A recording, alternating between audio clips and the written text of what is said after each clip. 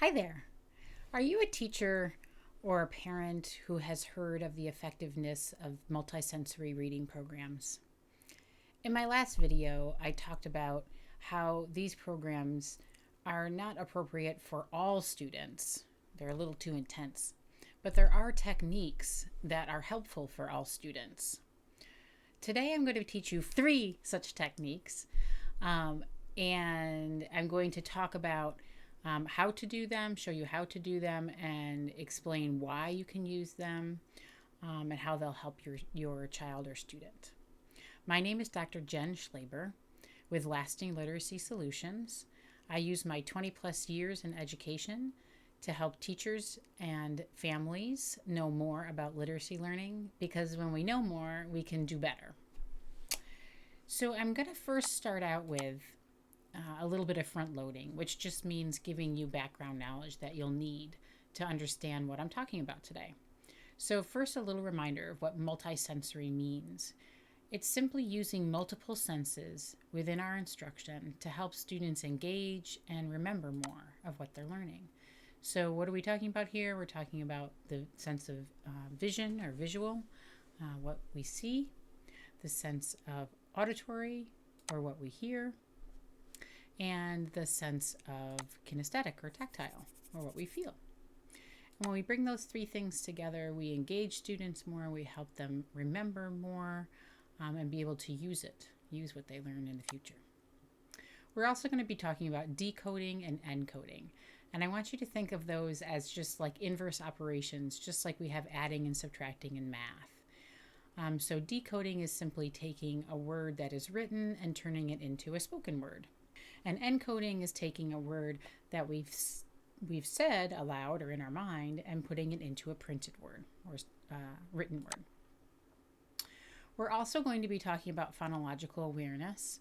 And specifically, phonological awareness is just the understanding of our sounds in our language and how they're used. And today we're going to be focusing on syllables, so the chunks of a word that each have a vowel sound within them, and phonemic awareness, the chunks of syllables or the individual sounds within those syllables. We're also going to be talking about blending, which is bringing sounds or syllables together. And we're going to be talking about segmenting or pulling syllables or sounds apart. So blending, like k, at, blends together to be cat. And segmenting, we take the word cat and segment it into its separate sounds. K, at. Okay? One other very important piece here I want to emphasize is that we're focusing on these techniques to help kids be independent. We're basically trying to get ourselves out of a job. We want them to read and write on their own and not need us. So these techniques can help students to be more independent. So 3 techniques. We're going to start out with 1 about syllables and then move on to 2 about sounds. Students tend to have the most difficulty with sounds rather than syllables. So first, a quick understanding of syllables. The number of syllables is equal to the number of vowel sounds. Okay, not vowel letters, but vowel sounds. So this technique I'm going to show you is arm syllables. And one of the first things to pay attention to when we use this technique is that the segmenting is at each bendy point. Okay, each bendy point in our arm. So our first bendy point is at the wrist. You can see our wrist move. Our second bendy point is in the elbow. Third bendy point is the shoulder, and then our head. Okay. So we use these points to help a child segment the syllables within a word. So let's try this first one. Our first syllable, win. Our second syllable, dough. Win, dough. All right? Remember the bendy points. Let's try another one. Light, bulb. Light, I, vowel sound. Bulb, bulb. So 2 syllables. Our third word, book. only has one vowel sound. Book. So one syllable. Important that we do single syllable words as well. Computer. You try it.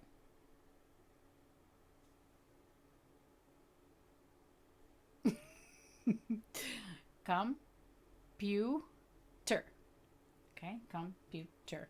3 syllables. We always want to try and bring the kids to blend those syllables back together. Computer, computer, computer. Okay? Desk, single syllable word, and television. I had to think about it for a second. Television. All right? So that is a way that we can help kids use kinesthetic, visual, okay, they're actually looking at it on their arm, and hearing it all together to understand the segmentation of syllables. Well, why do we care? Why do we care about the segmentation of syllables anyway? Well, words generally have, as I said, the same number of syllables as vowel sounds. And when decoding, a reader can attend to one chunk of a word at a time to better sequence each part so that they can be blended more accurately. So when encoding, it's the opposite. When a writer can segment each chunk in sequence so that they can spell it more accurately, they can be independent in their spelling. So let's put this into context. When a reader reads the word carper here instead of carpenter, we can use our arms to help them identify where they might be kind of going wrong. Okay? So, for example, I might say to the child who has just read carper instead of carpenter, I might say, okay, your word has 2 syllables, carper. But the word that's there has 3 syllables. I want you to look at it more closely. See what's missing. Can you find it? Again, put it back on them. We're trying to make them more independent. Okay, so then let's say that they attempt and they say carpenter. Okay, let's try it out. Does that have 3 syllables? Carpenter. Oh, sure enough, it does. Does it fit? The carpenter moved his tools to the truck. That makes sense. I know what a carpenter is. Okay. How about when writing? The child, instead of writing carpenter, writes carper. We, again, point out the syllables. We say, okay, your word has 2 syllables. Carper. Let's think about the word that you're trying to write. Let's say it together. Carpenter. Oh, wait a minute. It has 3. It has 3 syllables. So that means we're missing something. What are you missing there in your word? Okay, make them go back and look at their word. Figure out what's missing. All right? Compare it to carpenter. All right? Okay, so that's working with syllables. I want to now go down to a smaller level with sounds. We're going to talk about 2 techniques with working with sounds, individual sounds. The first one here is seeing and feeling sounds. See and feel sounds. So you see I have a mouth there as a cue.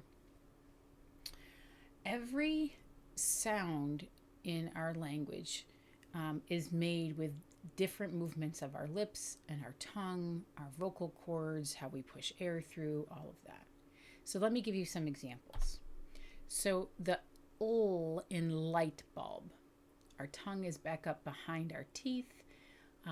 We turn our voice on. L, kind of pull our lips back a little bit. Okay. How about the T in television? In this case, the tip of our tongue is up behind our 2 front teeth. Again, we push air through, but there's no vocal cord. T, t. All right, that gives us our T sound. How about the K in computer? This time the back of our tongue is up against the roof of the back of our mouths, and we push air through, no vocal cords. K, k. How about in the vowel sound in window? The first syllable, win, eh. We can see the teeth, all right, eh. The tongue's kind of pushed back a little bit in the back. We almost look like we're smiling, all right. Versus in book, in book. In that case, the lips are brought a little bit forward, and it looks different. Okay, it feels different in the mouth.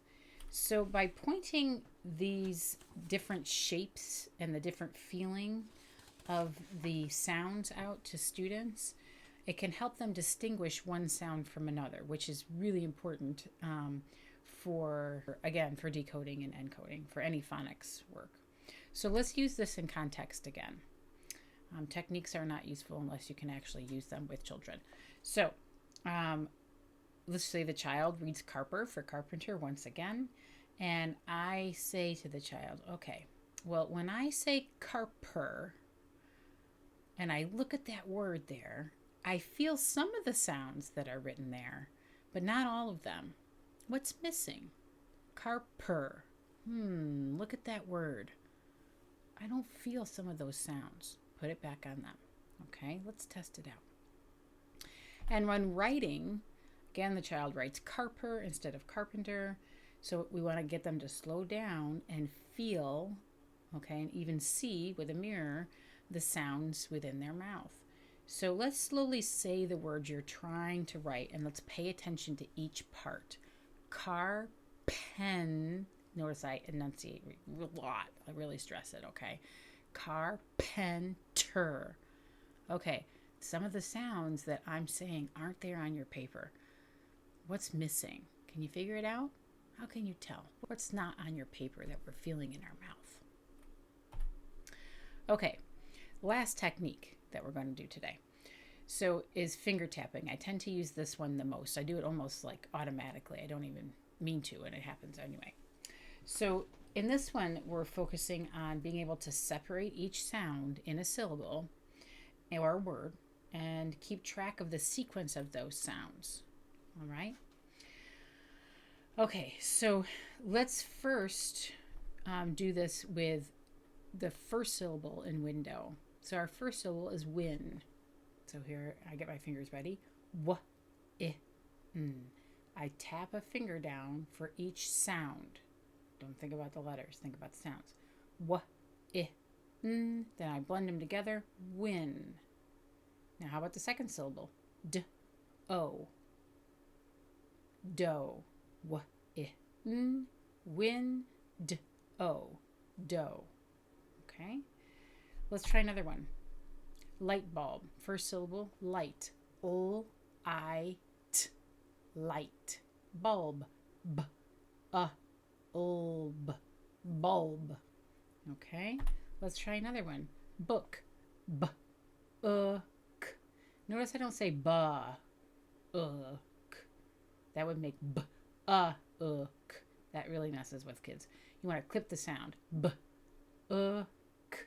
Book. Okay. And you can try computer. K, come. P, you, t, Again, tapping for each sound that we hear. So why would we do this? What's the purpose of this? Well, the most common errors that readers make is the omission or taking away a single sound, or the insertion or adding of a single sound within a word that's just not there. All right. So sometimes they also mix up the sequence of those sounds, and tapping can really help them to put those sounds in order to be sure they're not omitting any or inserting any. So when we attach that physical and visual sensation, because they can actually see it and feel it, for each sound, it helps them to locate and keep those sounds in order. So again, let's use this in the context of reading and writing. Here we have our reader again who has said Carper instead of carpenter. And so I might say to that reader, okay, so when I say Carper and I tap out the sounds k, r, p, I only come up with 4 sounds. That word looks like it has more than that. What's missing? What do you think's missing? Take a look at that. Let's take it one syllable at a time. I might cover up part of that and just show them one syllable. K, r. Hey, you got that. Pen. P, e, n. Oh, wait a minute. K, r, p, e, n. Oh, and sometimes they'll just be able to get the rest on their own. Like, oh, yeah, okay, okay, carpenter, and get it from maybe the context and whatnot. But using that tapping can really help them. All right, and then in spelling and encoding, the child writes carper for carpenter. And in this case, we're going to have them slowly say the word and they can think about how it feels, but they can also tap out syllables. So let's slowly say the word you're trying to write and tap out the sounds that you hear in each part. So we have that. Carpenter. Oh, wait a minute. Oh, do you see n? I don't see n on your paper. What makes n? Oh, yeah. Okay. So now we have n. Now what's the last part? Always put this back on them. Always asking them, how does that, what you hear, what you feel, how does that compare to what you've written down? Okay, are you looking to learn more about literacy learning? Well, connect with me on my website, lastingliteracysolutions.com, or on social media. I'm all over the place. I look forward to seeing you there. Thanks for visiting.